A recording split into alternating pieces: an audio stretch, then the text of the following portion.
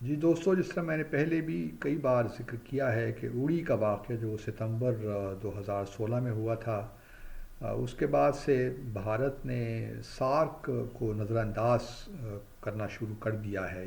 سب سے پہلے تو بھارت نے جو ریاکشن ہمیں دیا وہ یہ تھا کہ جو اسی سال نومبر 2016 میں سارک کی 19 سمٹ پاکستان میں ہونا تھی، اس کا بائیکاٹ کیا اور پھر وہ سمٹ نہیں ہو پائی۔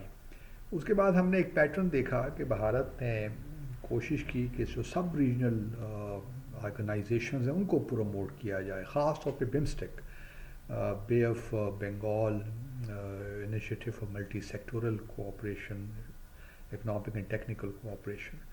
اس کے بالا BIN بھی بنی، بنگلہ دیش، بھوٹان، انڈیا، نیپال کو لے کر، اور جس طرح بمسٹیک کا بھی اجلاس بھی ہو رہا ہے۔ لیکن سوال یہ پیدا ہوتا ہے کہ اب چونکہ بنگلہ دیش میں بھی 5 اگست 2024 اس سال ایک انقلاب آیا جس کی وجہ سے بنگلہ دیش اور بھارت کے درمیان بھی جو تعلقات کی پہلے نوعیت تھی شیخ حسینہ واجد کے دور حکومت میں وہ اب نہیں رہی۔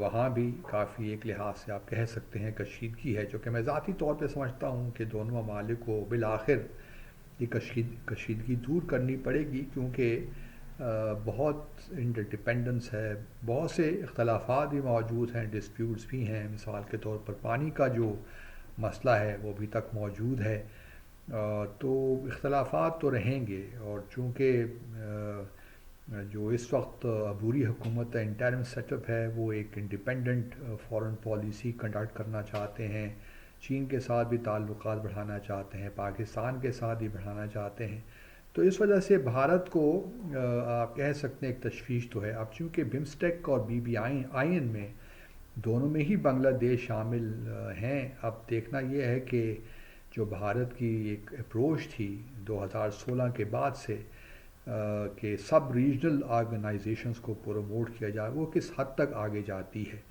اور بنگلہ دیش اور بھارت اپنے اختلافات جو بھی ایشوز ہیں وہ آگے بڑھتے ہیں، کم ہوتے ہیں، وی ول سی، کیونکہ شیخ حسینہ کی ایکسٹریڈیشن کا معاملہ بھی بار بار اٹھ رہا ہے۔ بہت سے کیسز بھی درج ہو چکے ہیں بنگلہ دیش میں، پھر ICC میں، انٹرنیشنل کرمنل کورٹ میں بھی تقریباً 24 سے قریب پٹیشنز دائر ہو چکی ہیں۔ تو Sheikh Hasina can become a problem for between Bangladesh and India in the years to come. اب شیخ حسینہ کب تک حیات رہتی ہیں یہ تو اللہ ہی بہتر جانتا ہے، لیکن یہ ایک ایسا جو ان کی پریزنس ہے انڈیا میں وہ پرابلمیٹک ہو سکتی ہے بھارت اور بنگلہ دیش کے تعلقات کے درمیان۔ اب یہ ہے کہ پاکستان کی بھی، چونکہ یہ بھی دیکھیے کہ جو سارک تھی 1985 جو بنی تھی، وہ بنیادی طور پہ تو بنگلہ دیش ہی کا برین چائلڈ تھا۔ پاکستان نے بھی اس کو ویلکم کیا، باقی جو وہ چھوٹے ممالک تھے انہوں نے بھی اس خطے میں انہوں نے بھی ویلکم کیا، کیونکہ یہ ایک طریقہ تھا۔ بھارت چونکہ ایک بہت بڑا نیبر تھا سب کا، تو ان کا تھا کہ ہم کلیکٹیولی بھارت کی جو پوزیشن ہے اس کو تھوڑا بہت ہم نیوٹرلائز کر سکیں گے۔ تو بھارت کو بھی اس چیز کا ادراک تو ہے۔ اب بھارت کیوں کر سارک کو ری ایکٹیویٹ کرے گا؟ جو اب پہلے بھی سارک اگر آپ دیکھیے تو ایمانداری کی بات تو یہی ہے کہ سارک کوئی خاص ڈیلیور نہیں کر پایا۔ بہت سے اچھے فریم ورکس بھی اس میں آئے، مثال کے طور پر ٹیررزم کے، فری ٹریڈ ایگریمنٹ کے حوالے سے بھی بہت سی چیزیں اچھی بھی ہوئیں، لیکن وہ اس طرح فعال نہیں ہو سکیں جس طرح ہم چاہتے تھے کہ ایک انٹیگریشن ہو، ایک انٹرڈیپینڈنس کریٹ ہو۔ اور اس کی اصل وجہ میں سمجھتا ہوں کہ پاکستان اور بھارت کے جو درمیان تعلقات ہیں، جو ہمارے مابین ہاسٹیلیٹی ہے، وہ اس کی بنیادی وجہ ہے۔ آئی ڈو ناٹ نو آپ نے میری کتاب ہاسٹیلیٹی پڑھی ہے، یہ پاکستان میں شائع ہوئی تھی اور یہ بھارت میں، تو یہ کتاب آپ ضرور پڑھیں تاکہ پاکستان اور بھارت کے درمیان جو تعلقات کی نوعیت ہے اس کا آپ کو پتہ چلے۔ تو اب سارک کس طرح فعال ہو سکتا ہے، یا جو پاکستان نے ہوسٹ کرنی ہے میٹنگ، آیا یہ ہو سکتی ہے بھی کہ نہیں ہو سکتی؟ میرا اپنا خیال یہ ہے کہ چونکہ ابھی ڈاکٹر یونس کی اور پرائم منسٹر شہباز شریف کی نیو یارک میں ملاقات ہوئی، تو اس میں یہ اس بات کو خاص طور پہ اس کا ذکر کیا گیا کہ سارک کو ریوائیو کیا جائے، لیکن بھارت کی جانب سے ہمیں یہی بات ملی کہ جی سارک میں کوئی ایسا ایسی دلچسپی نہیں ہے، اور وہی ایک مانترا جو ہے کہ جی talks and terror can not go together.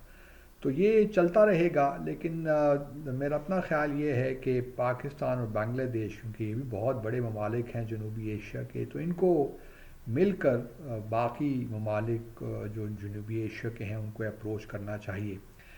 خاص طور پہ نیپال، سری لنکا میں بھی اب نئی حکومت آئی ہے، مارکسسٹ جو ہیں، جو صدر ہیں دسنائی کے، وہ بھی ذرا لیفٹسٹ ہیں، مارکسسٹ ہیں، ان کا بھی رجحان شاید چین کی جانب زیادہ ہو، آئی ڈو ناٹ نو. لیکن انہوں نے اپنے پہلے بیان میں یہ کہا ہے کہ وہ نیوٹرل، وہ صرف اور صرف سری لنکا کے انٹرسٹ دیکھیں گے.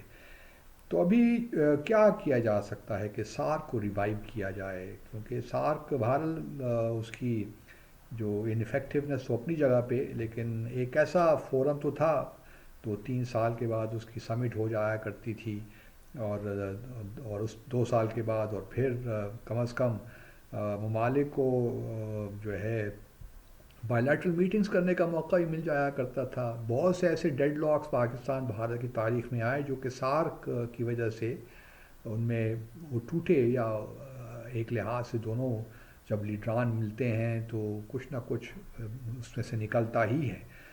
تو سارک کو ہم بالکل ڈسمس تو نہیں کر سکتے، یا اس کو ختم کرنے کا جو ایک رجحان اس وقت بھارت میں ہے وہ تو نہیں ہونا چاہیے میرے خیال میں. تو اس کے لیے پاکستان کو شاید تھوڑی بہت قربانی دینی پڑے، اور وہ قربانی اس طریقے سے ہے کہ پاکستان دستبردار ہو جائے، وڈرا کر جائے کہ ٹھیک ہے جی 19 سمٹ ہم نہیں ہوسٹ کرتے.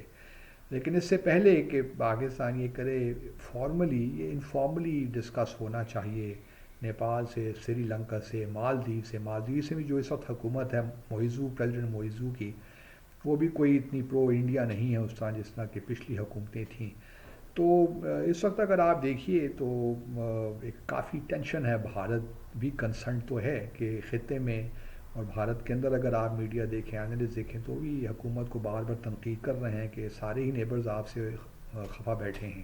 تو پاکستان اگر دستبردار ہو جاتا ہے، انفارملی یہ کنوے کرتا ہے بنگلہ دیش کو، نیپال کو، اور پھر بنگلہ دیش اور نیپال مل کر تھوڑا بہت اس معاملے کو آگے بڑھاتے ہیں، تو امید کی جا سکتی ہے کہ جو 19 سمٹ ہے وہ جلد ہی ہو جائے.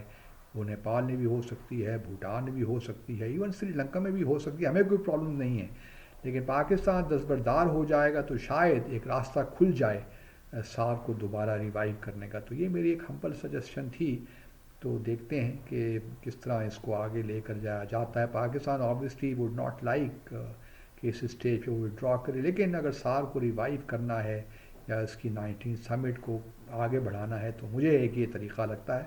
تو اب دیکھتے ہیں کہ سفارت کاری کس طرح آگے بڑھتی ہے. Thank you very much.